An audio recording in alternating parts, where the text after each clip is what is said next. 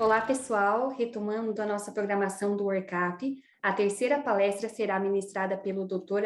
Haroldo Campos Velho, com o título Previsão Operacional da Dinâmica da Ionosfera e do Conteúdo Total de Elétrons. O Dr. Haroldo é engenheiro químico pela PUC-RS, mestre e doutor em Ciências e Engenharia Mecânica pela Universidade Federal do Rio Grande do Sul. É pesquisador do Instituto Nacional de Pesquisas Espaciais, atuando no Laboratório Associado de Computação e Matemática Aplicada. Seu interesse de pesquisa inclui problemas inversos em pesquisa espacial, modelagem matemática de turbulência atmosférica, aprendizado de máquina aplicado a geociências, redes neurais como uma nova técnica para assimilação de dados, computação científica e computação híbrida. Bom, professor Haroldo, desde já nós agradecemos a sua participação. Seu tempo de apresentação é de aproximadamente 45 minutos e, na sequência, nós teremos um espaço para perguntas e discussões. E agora eu te passo a palavra. Tá bom, muito obrigado, Marcelo, muito obrigado a todos que estão organizando aqui o WorkCap. Eu considero essa uma atividade muito importante aqui do curso de pós-graduação em computação aplicada do INPE, e quero agradecer o convite para apresentar essa palestra e que a gente possa, né, ter uma ideia de como é que a gente onde é que nós aqui da computação, a gente pode colaborar com as atividades do Instituto Nacional de Pesquisas Espaciais. Bom, eu vou pedir desculpa aqui que eu aproveitei essa palestra aqui que eu fiz aqui. Isso aqui foi uma cooperação entre o INPE aqui de São José dos Campos e o pessoal da Agência Espacial Alemã, DLR. Então, eu aproveitei muito das transparências, de uma palestra que eu fiz para eles, em cerca de uns 2 anos atrás, um pouco menos, 1 ano e meio, 1 ano e meio a gente está na pandemia, uns 2 anos atrás, e eu estou usando vou usar os slides lá que eu apresentei para eles. Eu vou falar um pouco sobre o INPE, vou falar um pouco sobre o que eu faço dentro do INPE, e depois, então, eu entro com essa questão do modelo SUPIM, que é uma versão operacional desse modelo SUPIM. Esse modelo SUPIM é o modelo de dinâmica da ionosfera. A gente vai ver todos esses termos, o que é isso. Bom, em primeiro lugar, eu quero dizer que o INPE é uma instituição, como vocês sabem, né, com várias atividades, vários projetos, né? Então, aqui eu selecionei algumas áreas que o INPE atua: a parte de tecnologia espacial, a parte de segmento de solo e também a parte de sensoriamento remoto, a parte de astronomia, astrofísica, geofísica espacial, física solar, que a gente chama toda essa área de ciência espacial. Então, tem essa parte de tecnologia espacial, que envolve tanto segmento de solo, como a parte de construção e de satélites, e também tem toda essa parte de segmento de solo, de como é que a gente se comunica, né? Essa tecnologia espacial que vai para o espaço, e a parte de sensoriamento remoto e previsão numérica do tempo. E o INPE tem também agora uma atividade nova, que é a ciência terrestre, né? Bom, o INPE tem várias unidades, como vocês sabem, em São José dos Campos, que é o nosso principal endereço, né? É aqui que fica a sede principal do INPE, Cachoeira Paulista, onde a gente tem o CPTEC, o Laboratório de Combustão e Propulsão. Atibaia, a gente tem antenas solares, tem um escritório em Brasília, Natal, tem um centro regional, tem também lá os sensores geofísicos na cidade de Eusébio, Fortaleza, no Ceará, São Luís, que tem junto aqui a base de lançamento de foguetes, né? O INPE tem uma unidade lá. Em Belém, a gente tem um novo centro regional. Santa Maria, no Rio Grande do Sul, em Belém do Pará, um centro regional. Santa Maria, no Rio Grande do Sul. E no Rio Grande do Sul, perto ali da cidade de Santa Maria, tem a cidade de São Martinho da Serra, onde tem sensores, né? Então, toda essa parte de sensores para a área de meteorologia e a parte de ciência espacial, clima espacial, está nessa cidade de São Martim da Terra. Então, o INPE é um instituto nacional que tem unidades em Mato Grosso, Brasília, Pará, Maranhão, Ceará, Rio Grande do Norte, Rio Grande do Sul e a nossa sede aqui no estado de São Paulo. Esse aqui, vamos tomando nota do que tem o INPE, né? O LIT, o Laboratório de Integração e Testes, que quando foi inaugurado aqui no INPE, era o único centro, né, em que tinha esse tipo de facilidades. Então, imagine o planeta Terra, toda a parte sul do planeta Terra, né, esse hemisfério sul do planeta Terra, que tem vários continentes, América do Sul, África, Austrália, Nova Zelândia. Então, toda essa parte sul, né, do planeta Terra, só existia esse lugar aqui em que a gente podia fazer todos esses testes para colocar satélites em órbita. Então, esse aqui é o nosso laboratório de integração e testes. No Rio Grande do Sul, tem esse detetor de muons, que é uma coisa, é um equipamento importante, esse detetor, esse telescópio aí, que faz detecção de muons, né? Localizado lá naquela cidade de São Martim da Serra, no Rio Grande do Sul. Aqui tem uma parte dos componentes, né, do arranjo decimétrico brasileiro, né, o BDA, o Brazilian Decimetric Array, é um conjunto de antenas que formam um radiotelescópio interferométrico. Em São José dos Campos, a gente tinha essa facilidade aqui, que o INPE ainda está decidindo, né? Esse aqui é um experimento de tokamak. Tokamak é uma máquina de plasma que está aqui em São José dos Campos. E em Cachoeira Paulista tem aqui uma visão aqui do laboratório de combustão e propulsão. Essa aqui é uma câmara de propulsão onde tem esses dois colegas do INPE trabalhando. Uma das que o INPE se notabilizou, né, internacionalmente, que foi o monitoramento de biomas, em particular aqui a floresta amazônica, sobre o deflorestamento e também a parte de queimadas nesse bioma, né, na Amazônia. Hoje o INPE faz monitoramento de todos os biomas do país. E esse é o programa PRODES, o Projeto de Estimativa de Desmatamento Bruto da Amazônia, é o PRODES. Depois do PRODES apareceu o DETER, que ele tem uma escala temporal de monitoramento desse bioma, né, de forma bem mais pronunciada. A cada 3 dias a gente tem uma informação.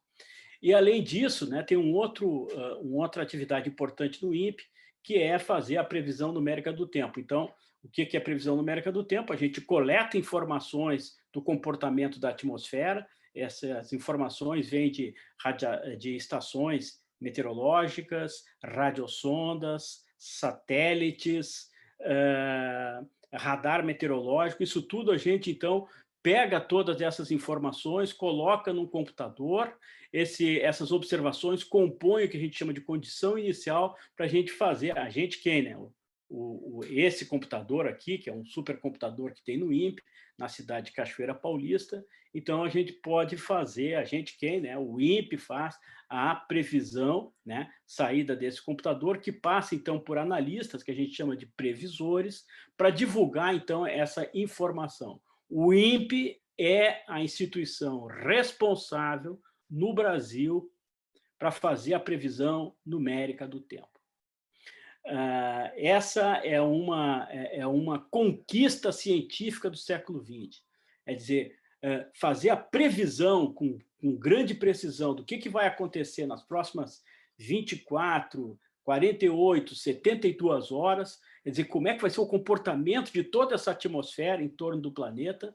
Essa e é muito importante essa previsão de tempo para vários, tem um impacto forte nas atividades econômicas. Eu quero deixar aqui um registrado que eu falei no PRODES, falei no CPTEC, falei na construção de satélites, toda a parte de segmento de solo.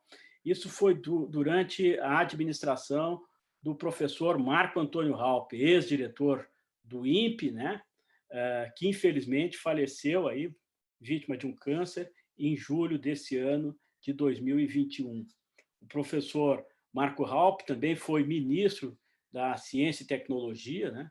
Aqui a gente está vendo o ministro Marco Raupp visitando as instalações onde está localizado as atividades de clima espacial aqui no INPE. Aqui está quem coordenava, à época, essa atividade de clima espacial, que hoje é o nosso diretor, né, que é o Dr. Clésio Denardim.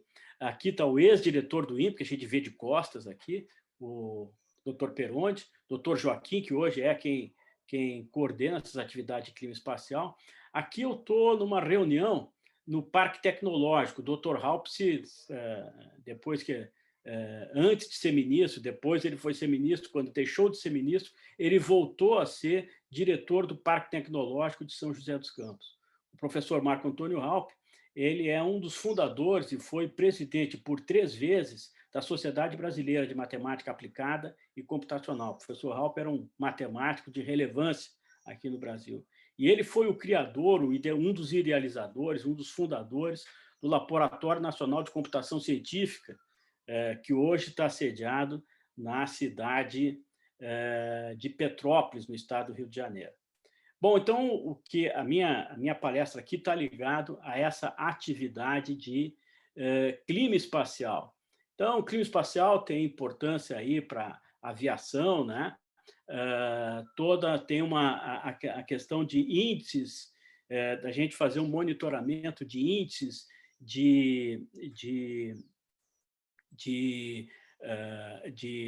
índice de atividade magnética, né, que a gente chama de GIC, né, esse acrônimo GIC.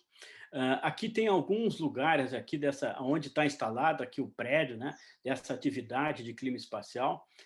Aqui tem uma sala de situação, né, que tudo acontece aqui de clima espacial, é esse acoplamento da atividade solar junto ao nosso planeta Terra. E eu quero também fazer uma homenagem aqui ao Dr. Gilberto Câmara Neto, ex-diretor do INPE, e foi na administração do Dr. Gilberto Câmara Neto que se criou essa nova atividade no INPE, que hoje, né, a partir de 11 de setembro do ano passado, tornou-se uma das divisões dentro da estrutura do INPE, essa atividade de clima espacial. E é dessa atividade que eu vou... Antigamente era organizado em 8 grupos, né? 8 grupos na área de meio interplanetário, magnetosfera, ionosfera e atmosfera neutra, geomagnetismo. E tinha esse grupo, né? Eram 8 grupos, e tinha esse grupo G3B, que era de modelagem e assimilação de dados.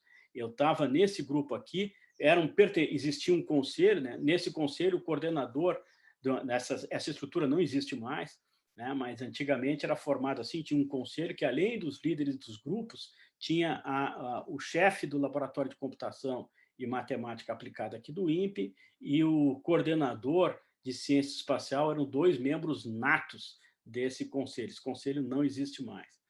Bom, então, nesse grupo de modelagem e assimilação de dados, a nossa missão era prover um sistema operacional para previsão de dinâmica da ionosfera. E processo de modelagem, como novos processos de parametrização, modelos alternativos, né, para realizar essa tarefa de previsão operacional da dinâmica da ionosfera e do conteúdo eletrônico da atmosfera.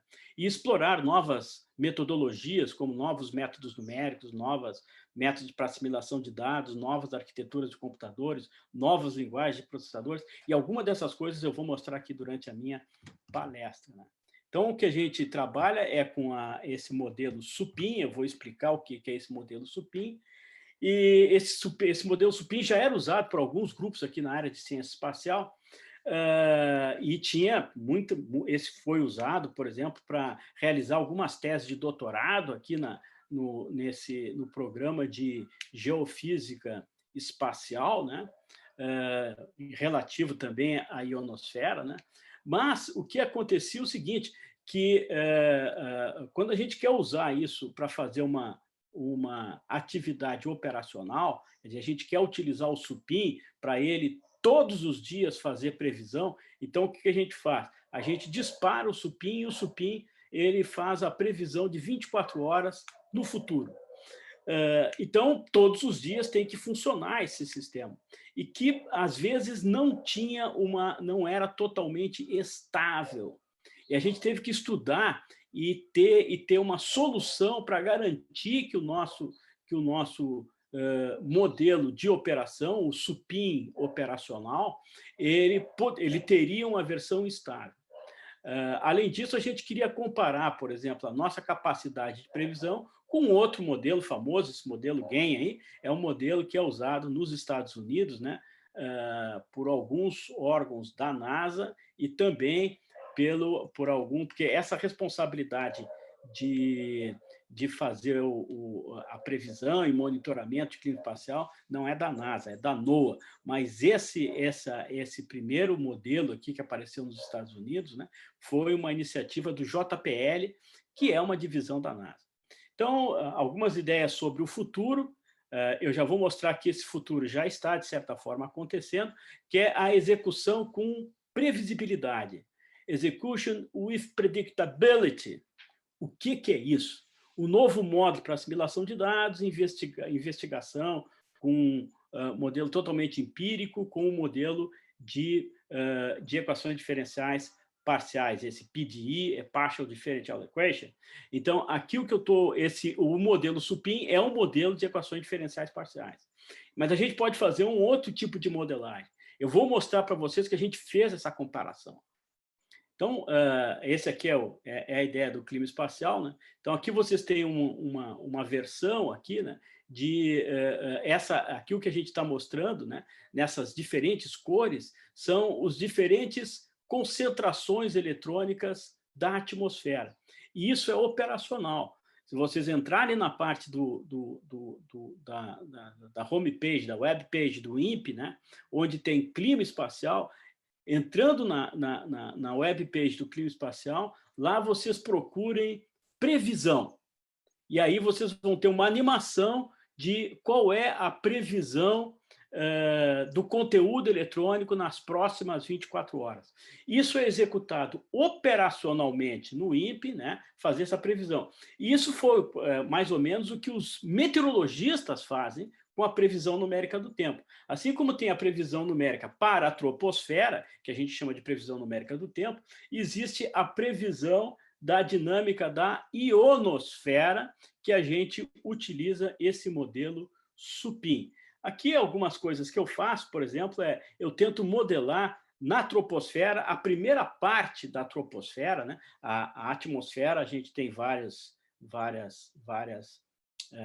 camadas, né? A primeira camada é a camada chamada troposfera. Aí tem a tropopausa, acima da tropopausa, aí começa a estratosfera, onde a gente vai ter a ionosfera, a magnetosfera e as outras camadas superiores da nossa atmosfera.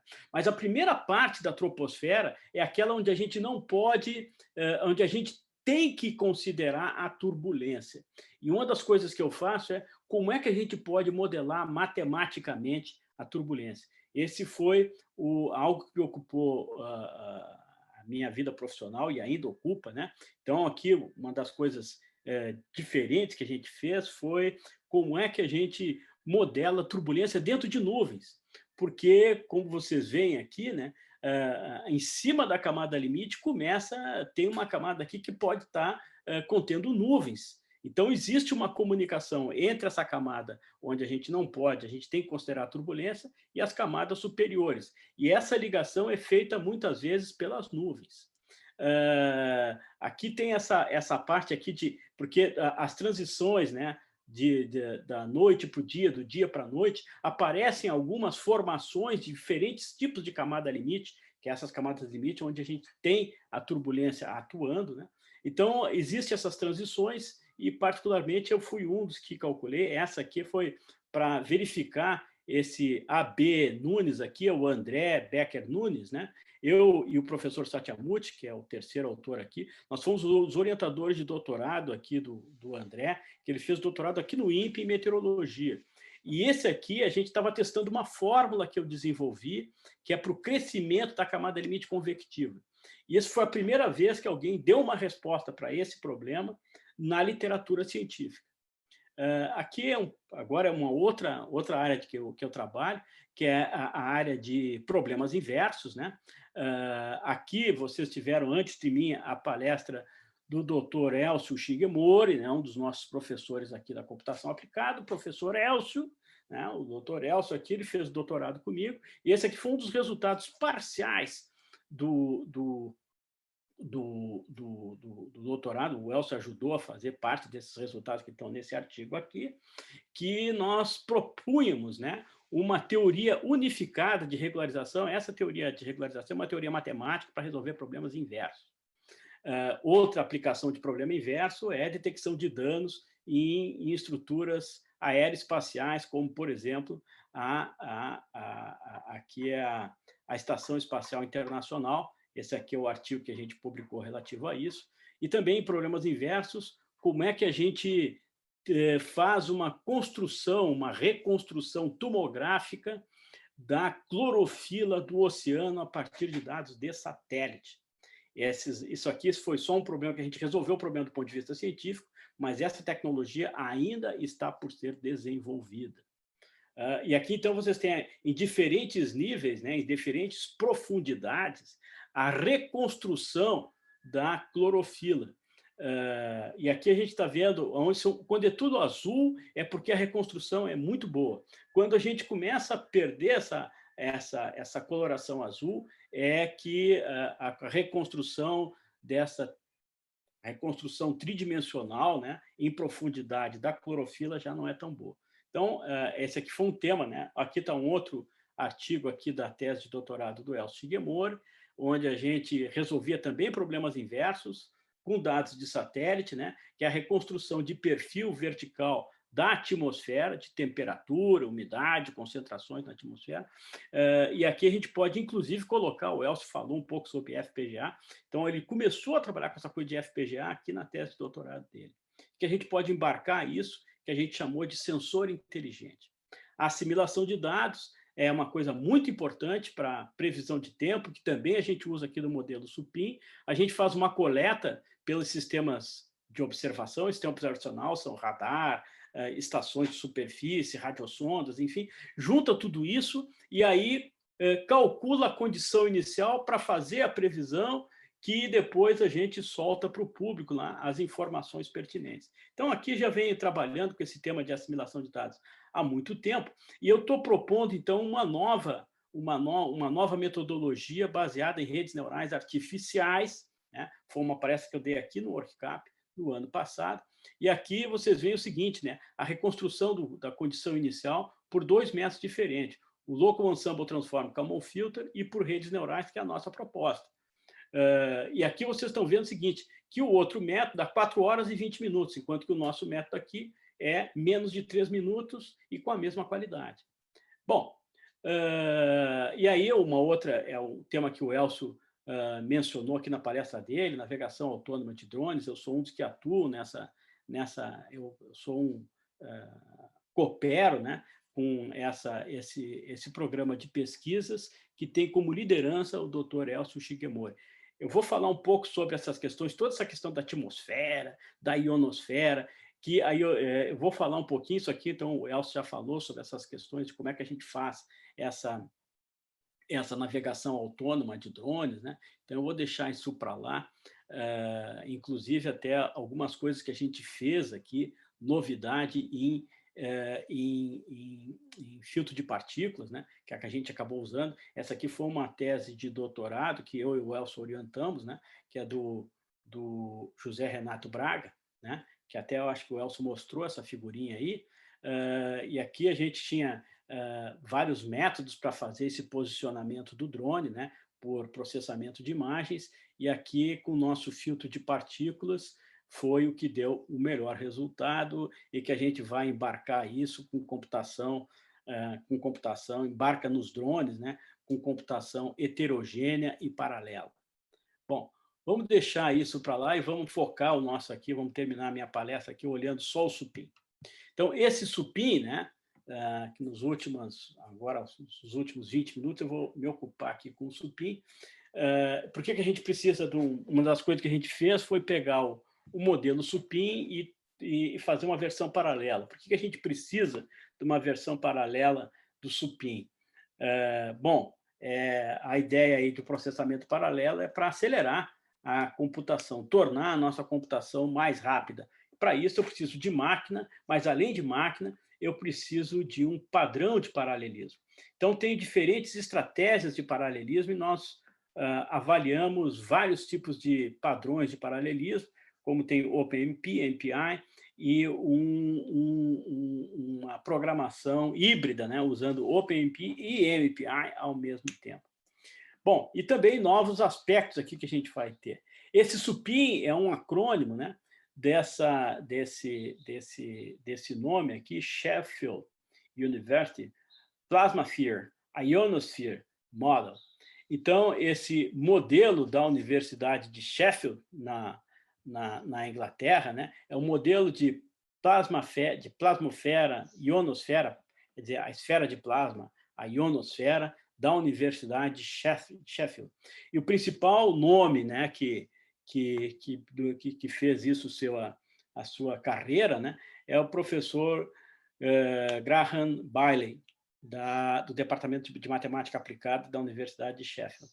Então, se vocês querem saber um pouco mais sobre o supim, aqui tem, eu vou dar, por exemplo, a gente pode pegar nessa revista aqui, o Anais de Geofísica, né, um estudo de modelagem das variações latitudinais das temperaturas de plasma durante a noite, da parte alta da ionosfera durante o inverno do hemisfério norte, no máximo solar. Isso aqui é de 2000, então já é um artigo de quase 20 anos, mais de 20 anos atrás. E o que faz o supim é o seguinte: o que a gente está interessado no supim? O que a gente vai medir no supim, vai quantificar no supim, é saber a concentração de todos esses íons, o íon oxigênio, o íon hidrogênio, o íon nitrogênio, o íon de hélio, o íon da molécula de nitrogênio, o íon da molécula de oxigênio, o íon desse monóxido de nitrogênio e, muito importante, a concentração de elétrons. Só para ter um exemplo, então, né? Então, aqui, se eu tenho diferentes concentrações, né? Então, eu tenho que resolver esse tipo de problema. Aqui é uma das equações que a gente tem que resolver. E essas equações aqui têm essa velocidade aqui, que é a chamada... eu tenho uma velocidade de arraste, né?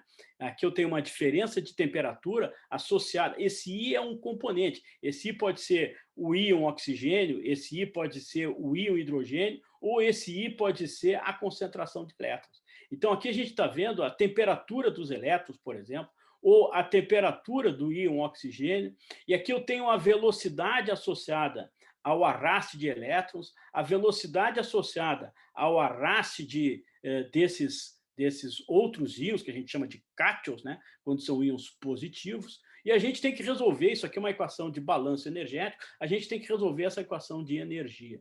E parte dessas equações aqui a gente precisa levar em consideração os efeitos das forças eletromagnéticas. Bom, então, por que isso acontece? Por que isso não fica sempre parado? Bom, porque, em primeiro lugar, o nosso planeta não está parado. Nosso planeta tem, pelo menos, dois grandes movimentos. Um é o movimento de rotação, a Terra fica rotando, né? Ela fica fazendo uma rotação em torno do seu eixo, né? E isso é que vai nos dar a diferença do dia para a noite. E, além disso, o planeta Terra ele tem um movimento de translação, né? Ele tem uma órbita heliocêntrica, hélio aqui significa Sol, né? E o que tudo acontece o que causa toda essa perturbações e essas diferenças, e por isso nós estamos aqui, né? Porque tem a atividade solar que se propaga pela heliosfera, e essa atividade solar vai, então, impactar aqui o nosso planeta, o planeta Terra. Quem primeiro sofre esse impacto é a magnetosfera, e, dependendo da atividade solar, isso vai perturbar a ionosfera. Uma dessas uma das coisas que a gente pode... a ionosfera, ela nos protege.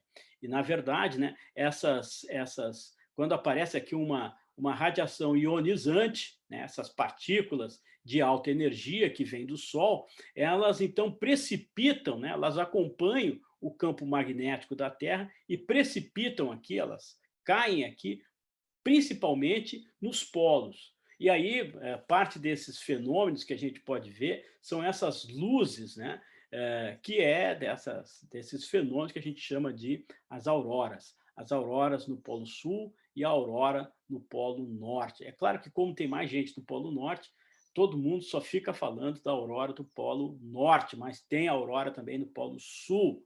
E a gente conhece esse fenômeno, a gente pode, inclusive, gerar um fenômeno similar disso dentro dos laboratórios. Mas e a ionosfera? Bom, esse matemático alemão chamado Gauss, né, ele acreditava, a gente chama isso de postular, né, que ele achava que isso era importante, que era dizer o seguinte: as regiões que são condutoras elétricas, né, da atmosfera poderiam, né, ter variações observáveis do campo magnético da Terra. Então, o seguinte, quer dizer, que como se eu tiver uma zona na atmosfera em que ela possa ser, ela possa ser um condutor elétrico, né? Então isso a gente deve conseguir observar as variações do campo magnético da Terra. Bom, mas isso foi em 1839. Em 1902 aparece esse inglês aí, um cara muito bom, que eu acho que a gente tem que estudar melhor ele, que é o Oliver Heaviside.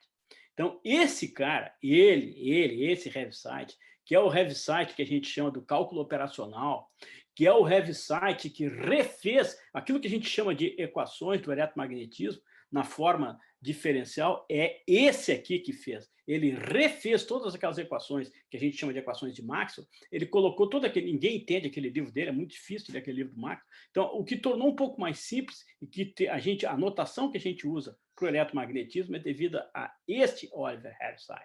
Então, ele fez o seguinte, né? Ele queria fazer um sistema de comunicação planetário, né? E aí ele disse o seguinte: então, o que acontece? Quando a gente manda uma onda eletromagnética, essa onda eletromagnética bate no meio, né, numa superfície que ela conduz a eletricidade, essa onda eletromagnética bate nessa superfície e reflete. Aí ele diz o seguinte: bom, se na atmosfera tiver uma camada que é eletricamente condutora, né, e daí uma camada eletricamente condutora, então a onda eletromagnética que partir da superfície vai encontrar essa camada e vai refletir. Bom, mas quando eu refletir, aí eu recolho essa onda e reemito. Então eu posso ter um sistema planetário de comunicações. Essa foi a ideia do Heaviside. Mas para isso precisava da existência de uma camada da atmosfera que pudesse conduzir eletricidade. Essa camada eletromagnética, bom, como a Terra a gente pode dizer que é mais ou menos uma esfera, então essa esfera de íons o pessoal chamou de ionosfera.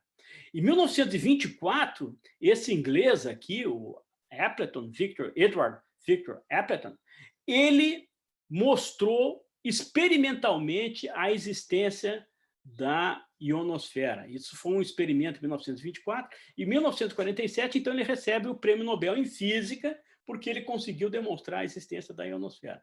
Bom, se existe a ionosfera, então a gente vai ter que resolver, para resolver a dinâmica desse sistema, tem que resolver também as equações de Maxwell para poder calcular as forças eletromagnéticas, e essas forças eletromagnéticas vão influir na dinâmica do nosso sistema. Então, bom, a ionosfera tem várias razões da gente querer estudar isso, a propagação de sinais, né, entre satélite e aqui a parte de baixo. Todo o sistema de navegação por satélite, como, por exemplo, o GPS, é baseado nisso, e quando tem fenômenos de cintilação e variações, né, na concentração eletrônica e perturbações na ionosfera, tudo isso interfere na transmissão desse sinal. Então, é importante a gente trabalhar ter um modelo que faça a previsão disso. Mas, né, aqui tem alguns desafios. O código Supin é muito bom, mas ele é, algumas vezes, instável. É o que eu escrevi aqui, ó. The computer code is good, ou seja, o modelo computacional Supin é bom, mas sometimes unstable. Ou seja, algumas vezes isso não é estável. Então, a gente tinha que resolver esse problema da estabilidade. Além disso, o modelo é bom, mas, né, ele tinha um custo de computação, era um código de computação intensivo, e o seu custo computacional era muito alto se a gente quisesse colocar ele em operação, ter uma atividade operacional. Então, o que a gente tinha que acelerar esse processo de computação. E lá fomos nós. Primeiro, vamos resolver esse problema da instabilidade. A solução que aqui a gente teve um auxílio do Dr. Jonas, né, que é o nosso colega aqui na área de geofísica espacial do INPE. O Jonas, então, a gente começou a estudar e a gente descobriu que esse modelo supim, vez ou outra, colocava concentrações de elétrons onde não deveria ter. Bom, então como é que a gente resolve isso? Bom, acima de um certo nível, a gente elimina com decaimento exponencial, né, de concentração de elétrons. Essa foi uma maneira de conseguir estabilizar o supim. E como é que a gente faz a aceleração do cálculo aqui do supim? A gente usa um processamento paralelo. Então, aqui, de novo, vocês aqui têm cursos, né, de processamento paralelo no curso de computação, então a gente usa, então aqui é um exemplo de como é que a gente pode usar isso aqui é uma coisa que nunca para, a gente está sempre trabalhando. E a nossa ideia aqui foi fazer uma que a gente chama de decomposição de domínio, e aí usa lá um computador paralelo. Na verdade, o computador paralelo não é essa confusão aqui, isso aqui é um computador de pesquisa, o nosso computador ali para fazer isso, né? Esse cálculo é feito na unidade do INPE de Santa Maria, e quem cuida disso é o doutor Adriano Petri, né? Que é o cálculo do supim, que é quantas instituições fazem isso no hemisfério sul? Só o INPE aqui do Brasil é que faz a previsão operacional da dinâmica da ionosfera. Aqui são alguns testes aqui de speedup, né, e eficiência, quando a gente paraleliza o código. Então, a instabilidade numérica, né, a persistência de concentrações ou temperaturas espúrias, né, sobre as linhas de campo magnético, e a solução paralela, com isso a gente conseguiu. Existem outras questões aqui que eu não vou comentar aqui, que é um outro tipo de paralelismo, que a gente tira proveito um pouco da estrutura do supim, porque o supim a gente não resolve ele em coordenadas geográficas, a gente passa para da coordenada geográfica para a coordenada magnética. Na coordenada magnética, o supim tem um tipo de estrutura computacional que a gente pode tirar proveito. Bom, aqui, então, tem várias radiosondas, né, que é um equipamento que ele joga um pulso eletromagnético, e aí depois o que retorna desse pulso eletromagnético, a gente então consegue inferir propriedades da ionosfera. Então existem ionossondas espalhadas aqui pelo hemisfério sul, e a gente usa vocês veem que a maior parte dessas ionossondas estão aqui no território do Brasil. Então a gente usa esses dados de ionossonda para calcular qual é a concentração inicial para a gente fazer assimilação de dados. No supim, a gente usa esse método aqui de relaxação newtoniana, ou às vezes a gente acha na literatura como nudging, né? E o objetivo da assimilação é isso aqui. Eu tenho o meu modelo, né, que é próximo da realidade, mas não é a realidade. E à medida que o tempo vai passando, à medida que ele vai progredindo na previsão, na simulação, ele vai se afastando da realidade. Aí, para não ficar muito afastado, a gente coleta informações e combina essas informações com a previsão e calcula uma nova condição inicial. É dessa condição inicial que a gente vai fazer um novo ciclo de previsão. Depois de um certo tempo, de novo, a gente coleta informações, combina as observações com a previsão, calcula, e isso é feito todos os dias. Então, tem um custo intensivo de computação aqui. O custo de computação para calcular a condição inicial é maior do que fazer a simulação. Então, esse aqui é o processo de assimilação de dados, que a gente tem dados de previsão anterior, dados de observação, combina tudo isso para calcular as condições iniciais para fazer a nossa previsão numérica. Então, esses resultados do SUPIM, a gente divulgou isso aqui há uns anos atrás, esse aqui é um paper de 2014, né? E aqui vocês vão ver o seguinte, aqui é a previsão, nessa parte de cima, e aqui embaixo é a observação. Isso aqui, então, foi a previsão para um dia de março, né, dia 19 de março de 2011. Isso aqui é, digamos assim, a transição do verão para o outono. Aqui a gente já está praticamente no inverno, né? De novo, né, aqui tem a simulação na parte de cima e aqui a previsão, a observação, desculpe, a previsão na parte de cima e aqui embaixo a gente tem as observações, né? Vocês veem que o modelo consegue capturar mais ou menos, né, o comportamento da ionosfera. E aqui durante o verão, em dezembro de 2011. Então, de novo, aqui na parte de cima é a previsão ou simulação e a parte de baixo, então, são as observações. De novo, dá para ver que o modelo consegue capturar, né, o comportamento da ionosfera. E aqui, isso aqui é simplesmente um recorte, né, com maior resolução sobre a América do Sul, mas a gente pode trabalhar com SUPIM em todo o planeta. Então, aqui vocês estão vendo um planisfério, e aqui sobre a África e o Atlântico e parte da Ásia aqui, a gente está vendo aqui à noite, né, onde tem a menor concentração eletrônica, e aqui, onde tem, aqui no Pacífico, aqui na costa da Ásia, aqui da Austrália, e também aqui no Pacífico, né, na costa da América do Sul e da América do Norte, vocês estão vendo que é durante o dia, e aqui acontece a maior concentração eletrônica durante o dia, e nós comparamos, né, essas previsões do SUPIM contra um outro modelo, que é esse modelo GAIN, né, que é usado pela NOAA, por exemplo. Então, nós estamos tentando mostrar que a nossa capacitação de fazer previsões da dinâmica da ionosfera é, no mínimo, competitiva com o que se faz em outros lugares do mundo. Depois de 2 anos, né?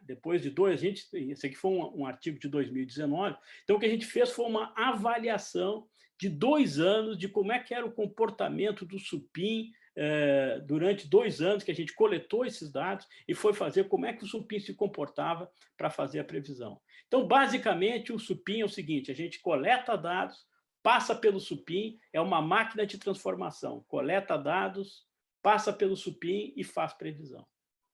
Bom, deixa eu ver quanto tempo eu tenho aqui, ainda tem um tempinho, então vamos lá. Vamos ver o que a gente já fez agora, quais são o que a gente pode esperar pelo SUPIM.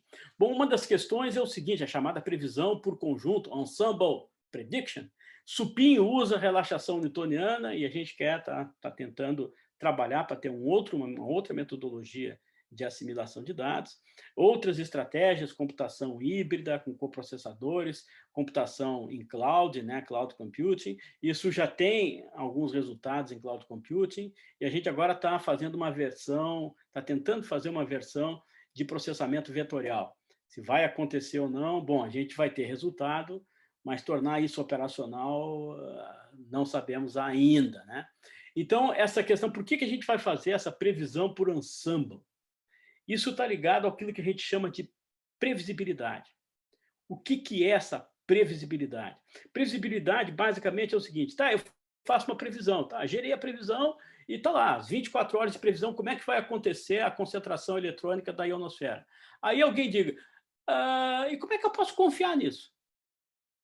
Ou qual o grau quantitativo de confiança que eu posso ter nessa previsão?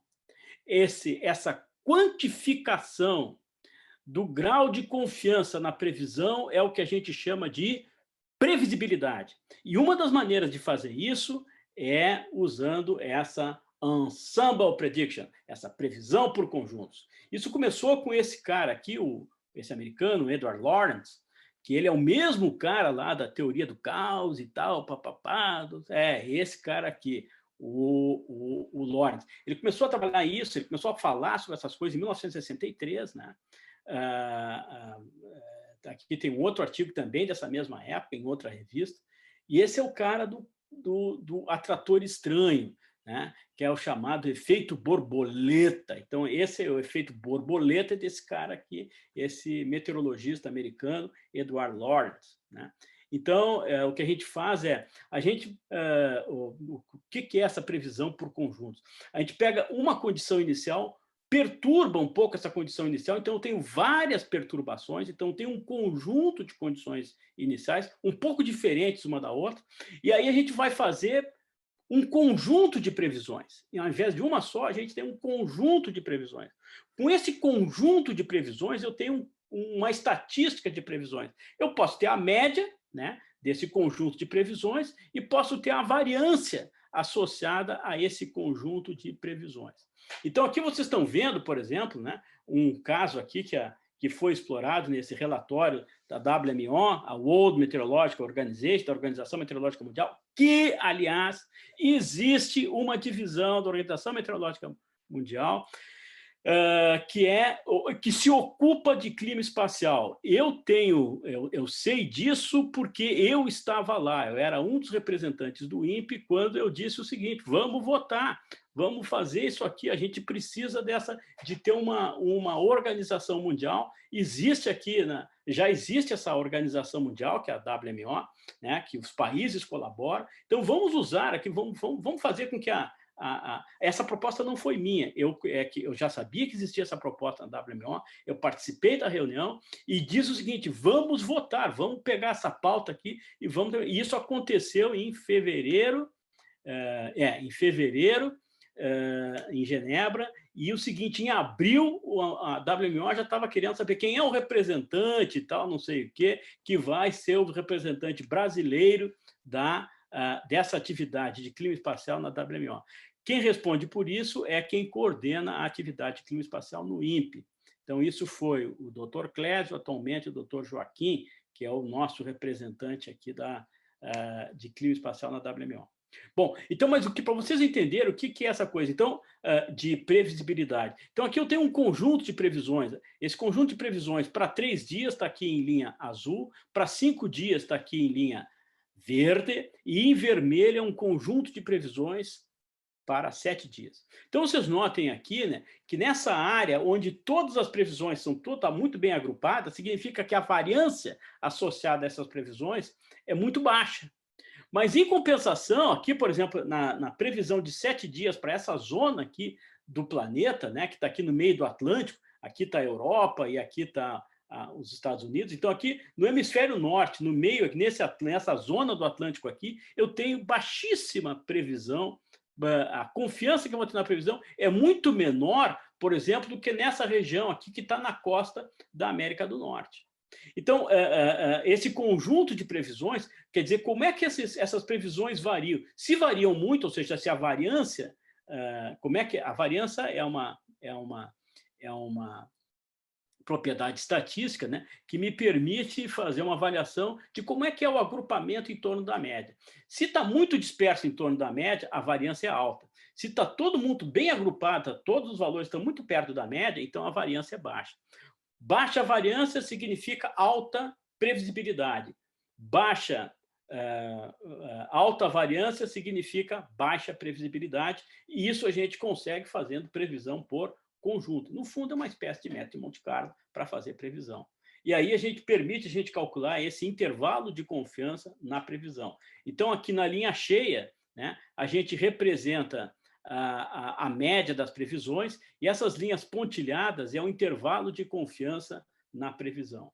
Então, com o Supim, a gente começou a fazer isso. Então, teve esse congresso aqui onde nós apresentamos, o Congresso Pan-Americano de Mecânica Computacional, que estava junto com o Congresso Argentino de Mecânica Computacional e tal. Isso foi em 2015 que a gente gerou. E aqui a gente mostrou, né, em diferentes pontos aqui da América do Sul, como é que essa previsão por ensemble aqui tem um comportamento muito bom, né? Que nesse caso que a gente estava utilizando, havia pouca dispersão, significa que a previsão do Supim era razoavelmente, a gente podia ter uma boa confiança na previsão do Supim. Aí a gente fez outros experimentos, né, que foi mostrado aqui numa outra conferência que aconteceu aqui no INPE, que é a Conferência de Ciências Computacionais Interdisciplinares, The Conference of Computational Interdisciplinary Sciences.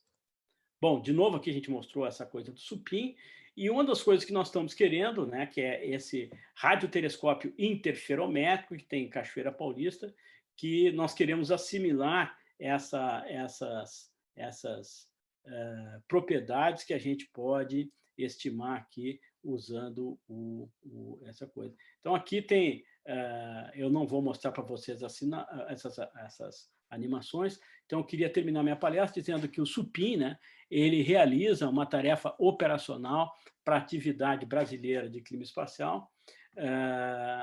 O supim passou por várias melhorias até a gente ter uma versão operacional do supim, e a gente pode fazer o supim de diferentes formas, só usando o MPI, usando o MPI mais o OAR, somente usando o OAR, e não tem, digamos assim, um final feliz. Ou seja, não é um modelo pronto, tem muita coisa para fazer e que a gente está num desenvolvimento contínuo. Muito obrigado aqui por vocês terem me acompanhado. A gente já está na hora do almoço, deve estar todo mundo louco de fome. E eu quero agradecer novamente aqui a oportunidade de mostrar parte do trabalho que a gente está fazendo aqui. Aqui, por exemplo, tem o Telmo, né? O Telmo está fazendo doutorado aqui conosco, ele é orientando meu e do professor Adriano Petri, né?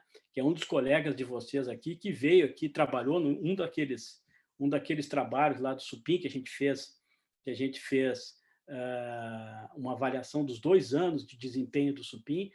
O primeiro autor é o Telmo Klick, e ele é hoje um dos nossos estudantes de doutorado.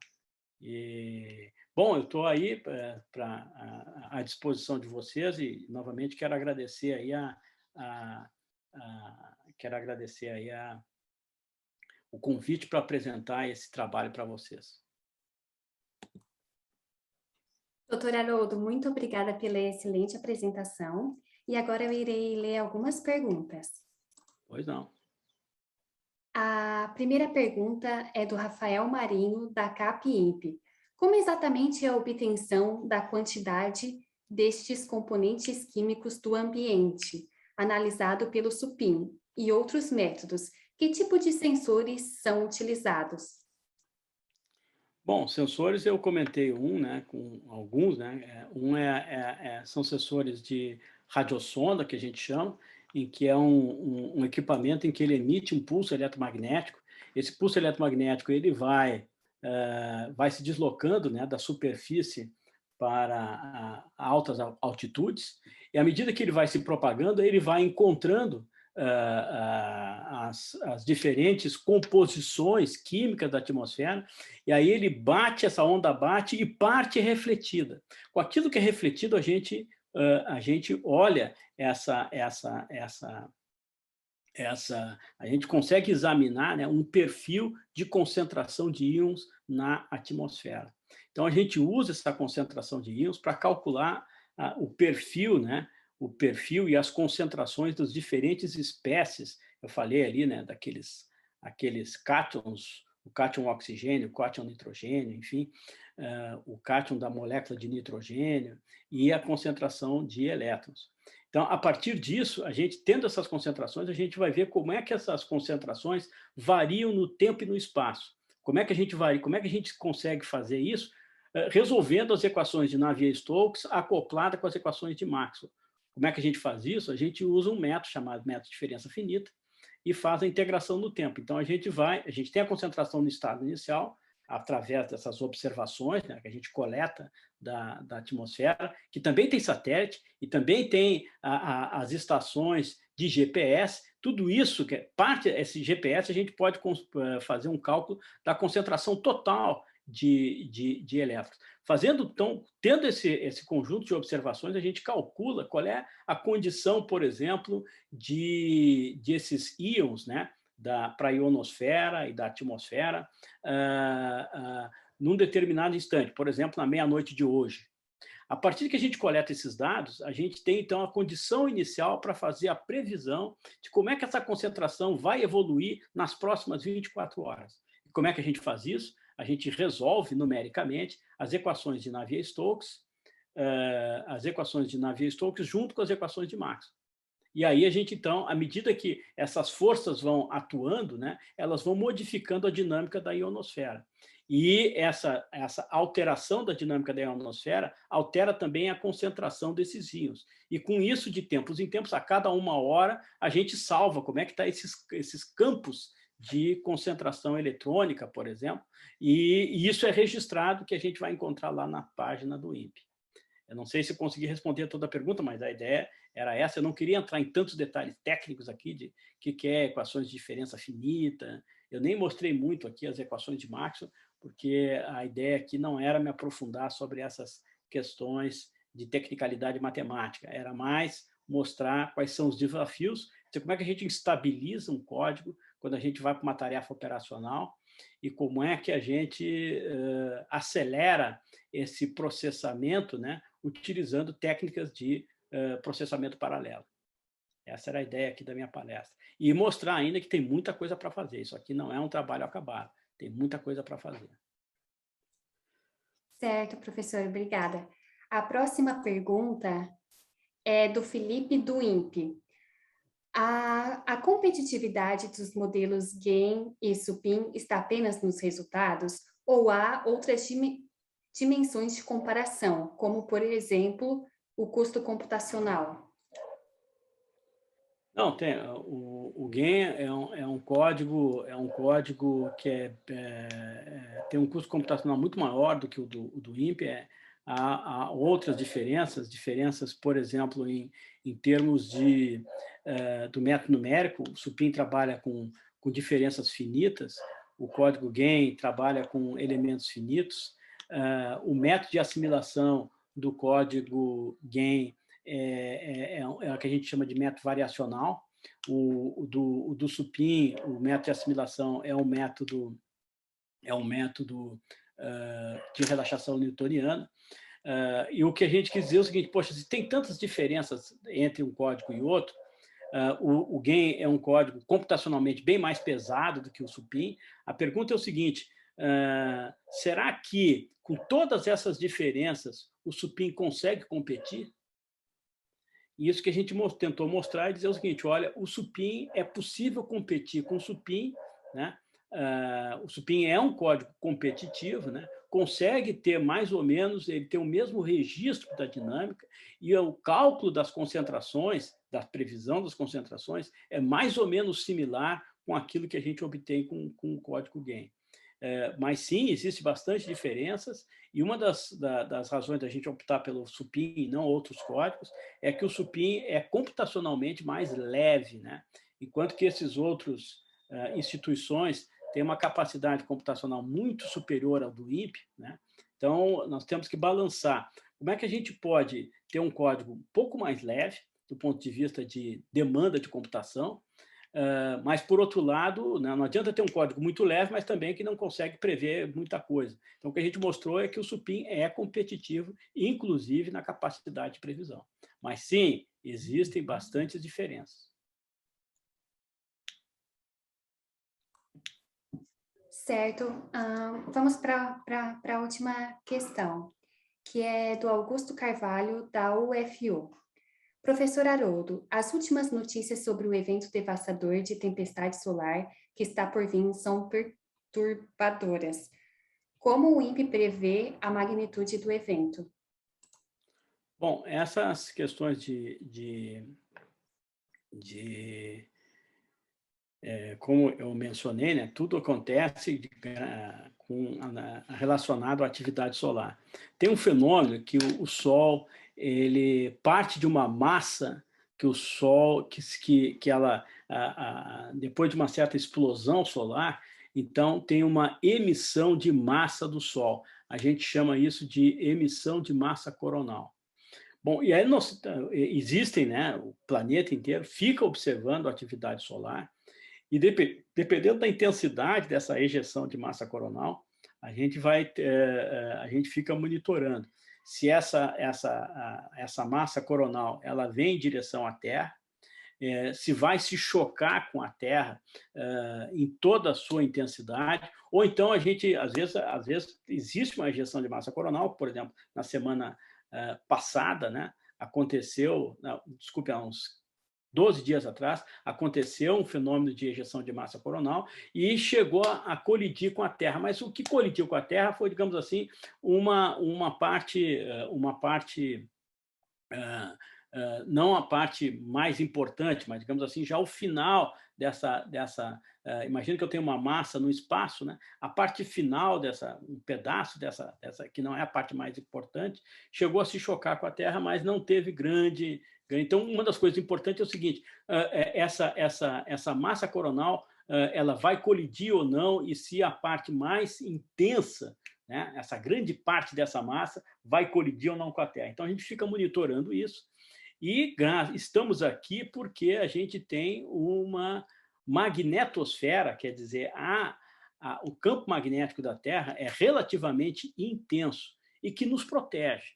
Então, nós temos um protetor natural, que é a magnetosfera, e é aquela coisa que eu mencionei para vocês. Quando chega toda essa radiação ionizante, particularmente aí essas atividades solares que saem do Sol e chegam na Terra, então todas essas partículas de alta energia, muita dessas partículas elas seguem, né? Elas são atenuadas em primeiro lugar pela própria magnetosfera, que funciona como um protetor de radiação, e depois, então, essa parte dessas partículas vão ao invés de se espalhar aqui em todo o planeta, elas precipitam em torno do polo. E nos polos é onde tem menos gente.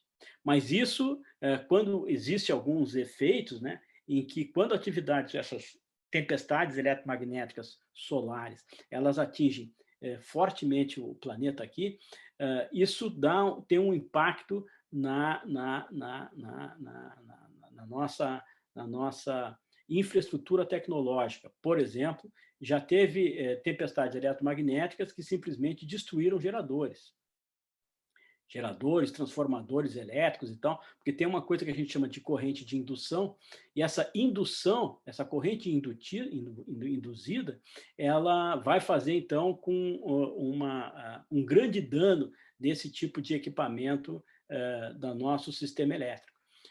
Inclusive, aí o que a gente precisa saber nós estamos ou não correndo esse risco.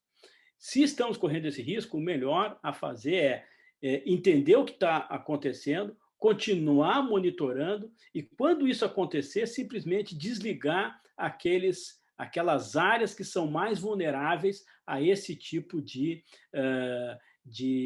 tempestade eletromagnética, onde a nossa infraestrutura associada a esses equipamentos eletromagnéticos pode estar sob o risco. E isso pode gerar trilhões de dólares de prejuízo que a gente vai ter durante uma atividade desse tipo. Então, essa é uma boa pergunta, né? Porque isso mostra a importância da gente ter um sistema de monitoramento e previsão de clima espacial. Obrigado pela pergunta aqui de nosso participante da Universidade Federal de Uberlândia, né? Do Triângulo Mineiro. Certo. Bom, doutor Haroldo, em nome da comissão organizadora, gostaríamos de agradecer a sua participação no WorkUp. Muito obrigada. Tá bom, obrigado então, Maria. Bom almoço para todos. Certo. Pessoal, agora nós teremos um intervalo para o almoço e voltaremos às 13h30, com mais uma palestra, seguida das sessões com apresentações técnicas. Bom almoço a todos e até mais tarde. Tchau, tchau, Marcelo. Tchau, tchau, professor.